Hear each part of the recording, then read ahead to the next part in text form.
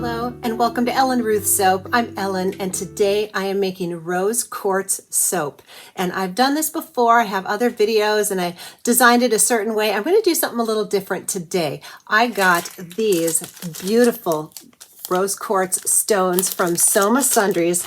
I put her business card away, but I got these orange slices too, which are for another project, but Soma Sundries is where I got these. They were a great price. This is 2 packs worth. I put them in one, but anyway, each bar of soap is going to get a little quartz gemstone on it because I thought that would be beautiful. For the fragrance, I'll be using Rose Quartz. This is the bee-scented version. You can get a Rose Quartz scent from Brambleberry, Wholesale Supplies Plus, Nature's Garden, several different distributors, but I have the bee-scented one. It smells wonderful, and so that's the fragrance we're going to be using today. This will be a goat milk soap, and I'll do the milk and oil method and talk about that as we go, but I'm really excited to use those little gemstones on top. And I have gone back and forth on using non-soapy items on a soap bar, but these little stones are so beautiful, and they're big enough where they're not going to go down your shower drain. If you bring it in the shower with you, basically you can just pop it off and keep it for a little keepsake afterwards. But it's big enough where it's not going to go down your drain and cause you trouble and all of that. So I feel pretty safe using these stones on here. Plus they're going to look gorgeous. So I will be using a rose clay and maybe a touch of mica in there. I'll pull it out when we get there and see how the color's going, but this will be, going with the rose theme. So we'll color with a rose-colored clay and the white kaolin clay, and that'll be our swirl. I want to incorporate a little gold mica in there somehow. I want these to be just beautiful and really, really luxurious looking. So let me get everything pulled together and get everything we need out to make Rose Quartz soap. So I'm prepping the lye water for the soap today, and I figured I'd bring you along with me. I get asked a lot about my little lye pot, so I'll talk you through it. This is my tall triple skinny mold from Workshop Heritage, and so I have my recipe to where I like it. They have all the specifications on their website for the dimensions, how much poundage it holds, everything. So don't ask me, go to their website and check it out, and they have very comprehensive information on all the different soap molds they have. This is the mold I'm using. Let me set it off to the side. So I actually started this and then remembered I wanted to film it. I already put 1 scoop of sugar in this is very cold distilled water. I buy a jug and I leave it in the refrigerator so it's very cold. I put 1 scoop, shy scoop. This is a 2 tablespoon scoop. I probably put about 1.5 tablespoons of sugar in there. It is not a exact science. You could do 1 teaspoon, you could do 2 tablespoons. It's up to you. I think the rule of thumb is 1 teaspoon per pound of soap. So I just kind of gauge it, I take that scoop and it's not quite full and I throw it in here. So this is just water and sugar, and I'm waiting for those sugar crystals to dissolve. This is my sodium hydroxide. This is the lye we're going to use. The amount for this recipe, I'm using a little over 13 ounces of lye. So for the water, you always need to have at least as much liquid as your sodium hydroxide. So in here I have 15 ounces of water to mix my lye into, and the rest of my liquid portion, and I do about a 28% water discount, is my goat milk right here off to the side. So that is how I do a discount for my milk and oil method. So this is off to the side. I have enough water in here to cover my sodium hydroxide. So that's that. So the next thing I do after I get my sugar pretty well dissolved in there, and you want to dissolve it first. Once you add the lye, the sugar will caramelize and kind of get crystallized, and it doesn't dissolve well at all. So you really, and if you're adding salt in here, I'm going to use sodium lactate. I got this one from Brambleberry. I love sodium lactate. Some people just use table salt as a hardening agent, and that works great. But you want to dissolve it before you add your lye. So sugar is dissolved. The next step I do is I take my Tussa silk fibers, and again, this is optional. You don't need to add this to soap. If you're vegan, you're not going to want to use this because it comes from silkworms. I have heard of people using corn silk in their soaps and having beautiful results. I like Tussa silk and mulberry silk are my 2 favorites. So it's so light. You really can't weigh this. I can't tell you how much this weighs, but I pull about a cotton ball. So that's very stretched out. If I mush it down, it's not much, but it's like a cotton ball size. I am going to just stretch this out. If you have trouble with it melting, snip it up into teeny little bits and it'll melt a lot faster. But this has a good melting point. If you stretch it like that, more surface area, it's going to melt faster. So I put it in my cold water, sink it down with my spatula, and then I grab my sodium hydroxide. So I like to do this part of my soap process first, set it off to the side, let this start cooling, and then I will go prep my oils. So this is the first step. I haven't even pulled my oils out for this recipe yet. And then if I need to speed it along, I'll put this pot in an ice bath and get it down to the temperature. I like to soap about 80 degrees Fahrenheit is my comfort zone for soaping, typically, unless there's something else going on. So, all right, in goes the lye. And stand back. You do not want to breathe the fumes, but you can see the silk there, big blob of silk. And let's just let this heat up. It's awesome chemistry. It heats up so fast and so hot. It's really rather cool.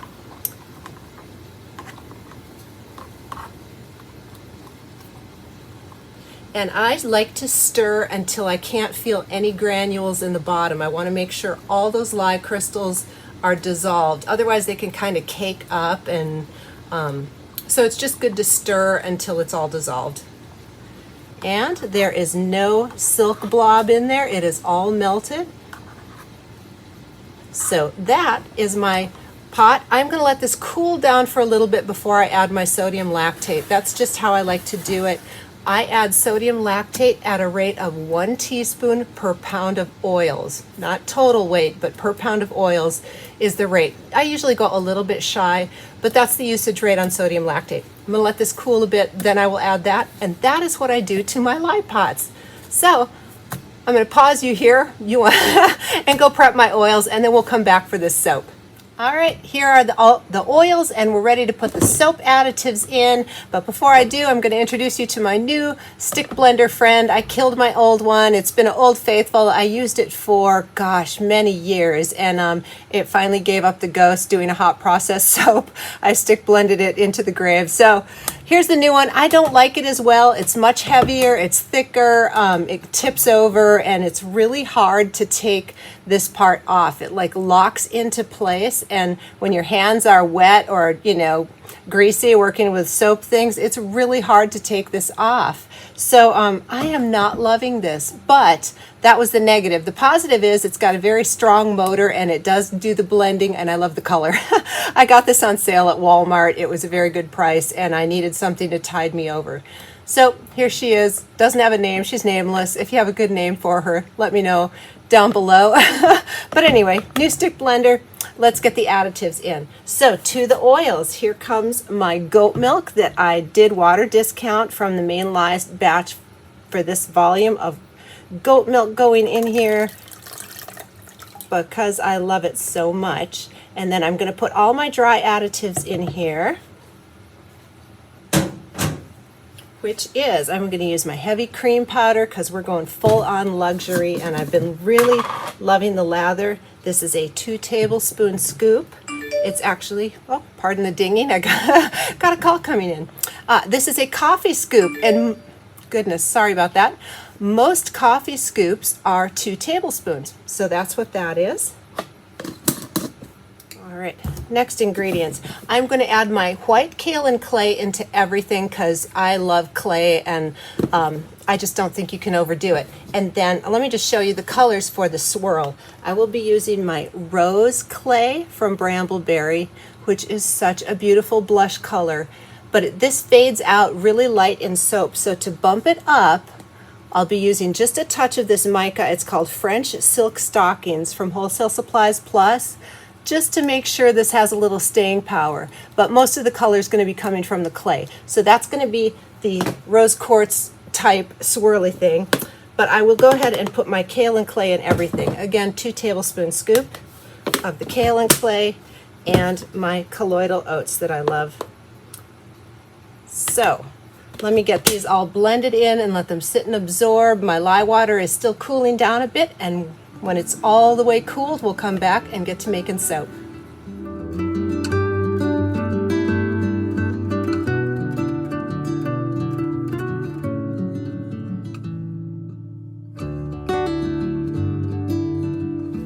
It's time to add our lye water in here, and again this has cane sugar, tussa silk fibers, and sodium lactate in here.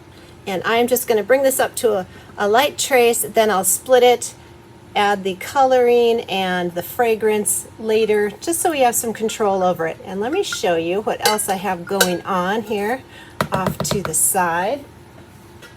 I have a little bit of, this is Shimmer Gold Mica from Nurture Soap. This is my favorite gold mica, and I have it dispersed in a little bit of light oil, and I'm going to do a little drizzle of this inside the body of the soap and save the rest to swirl on the top before we put down those little gemstones on there. I thought it would just look really sparkly, gorgeous, all the good stuff. So, got the lye in here. So I like to stir with the stick blender and then pulse. And I do have, this has a setting, I have it on the lowest setting, so it's the slowest speed on the blades in there, because, you know, I don't need to pulverize this. I like to have control over trace, so for me, you know, I don't need it on the highest setting. If I was doing like a monster huge batch, you know, I might want it on that high setting, but I like to function on the low setting. So this darker color, I have been testing different olive oils from different stores, sourcing. This one is from Walmart. Here's the brand of olive oil I'm using today, extra virgin, but it is dark. So the goat milk caramelizing, the sugars with the lye add to this darkness, but that olive oil is also a culprit. So I am going to add a little titanium dioxide to the uncolored portion, just because I want it to be bright and I want those swirls to stand out.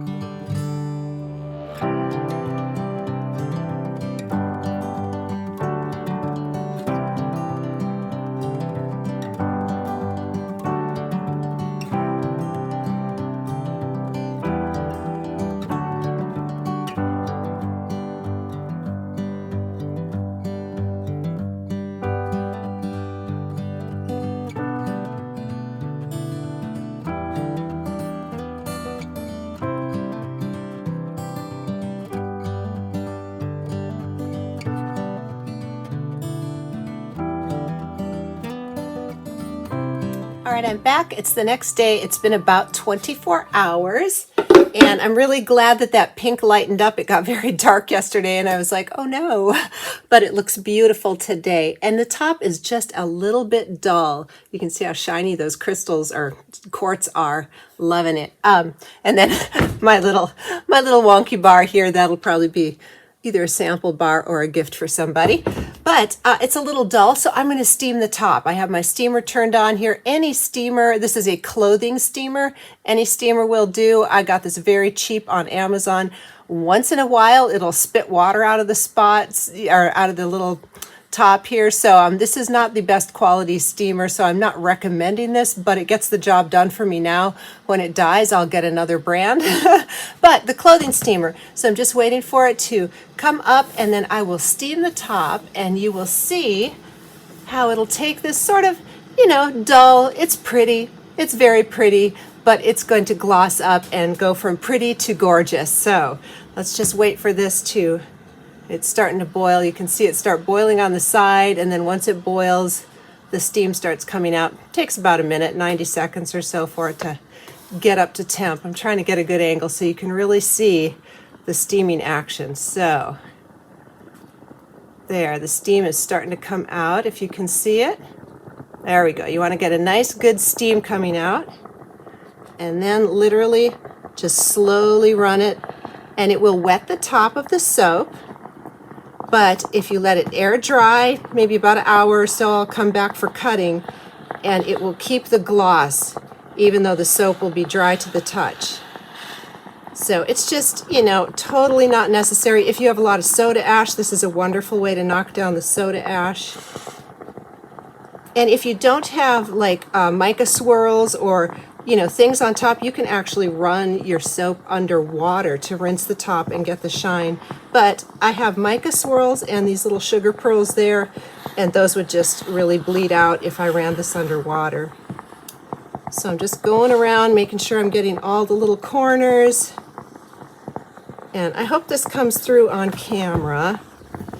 There, I'm going to turn that off and show you. Of course, this is wet, but glossy, lovely. So I'll let this sit for about an hour and then we will come back for the cutting, and it will keep that nice gloss to it. Just kicks it up a notch, you know? All right, we'll be back in a bit. All right, it's been about an hour and this is dry to the touch, but it has a little bit of gloss to it, if you see, and it just looks brighter. So that is the power of steaming or rinsing your soap. So I'm very anxious to get in here and see if that little gold bit that I put in the body, if it made a swirl or if it just disappeared. I don't know. I'm anxious to see. Let's get in here and see what the inside looks like. And let me just say, this smells so beautiful today.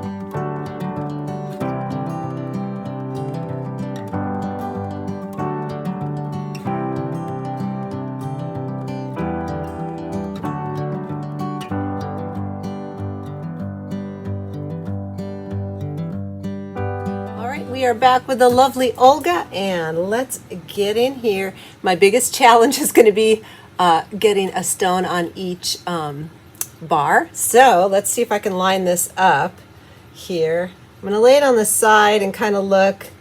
I love that grid that Katie Carson has made for her embeds. I don't know who made that for her. All right, let's see. We got to go down a little bit.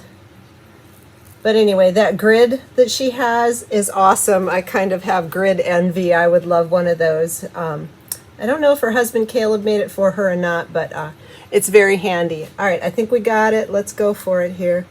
Ooh, yeah. Because unlike melt and pour embeds, these stones, you cannot cut through them. So, yeah. There we go. Oh, this is going to be so cute. Let's see. All right, that side is very rosy. There's the stone. Isn't that pretty? Now I am not really picking up any of the gold here. We'll have to keep checking to see if it comes through any of these. But, oh, this is pretty. And these are so just nice smelling. And again, that rose quartz. Actually, let me go look up the scent description. All right, I grabbed my phone and looked up the scent description here. It says, not your grandmother's rose scent. A lovely citrus notes of bergamot, orange, and grapefruit on a bed of jasmine, sandalwood, musk, and rose petals. So that is the fragrance note here, and it is lovely. Yes, it is a floral, and I am not a floral fan, but this is beautiful. It has enough of the other scents in there that it's just really good. So I recommend it, and it behaved beautifully. Let's see, I'll do one here, and then of course, you know me, I'm going to do patterns for you later. Ooh, pretty. I kind of see some eyes in there and a nose, or I don't know, what do you see? Pretty. That's what I see. So happy. All right, let me keep cutting here and see if I can avoid knocking off my stones. All right, next loaf with my little sample bar down there. I think it's cute. Maybe I'll keep that one for myself since I love this fragrance so much. All right, again, let's get these lined up. I tell you what, if there's somebody out there in the soaping community that's an entrepreneur, make those soap grids custom order. I would be down with that.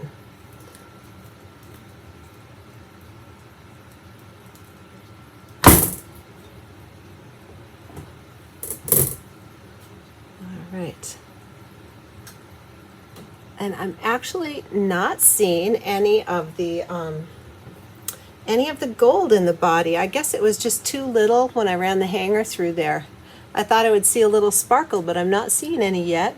But it's still beautiful. It's not taken away from the beauty.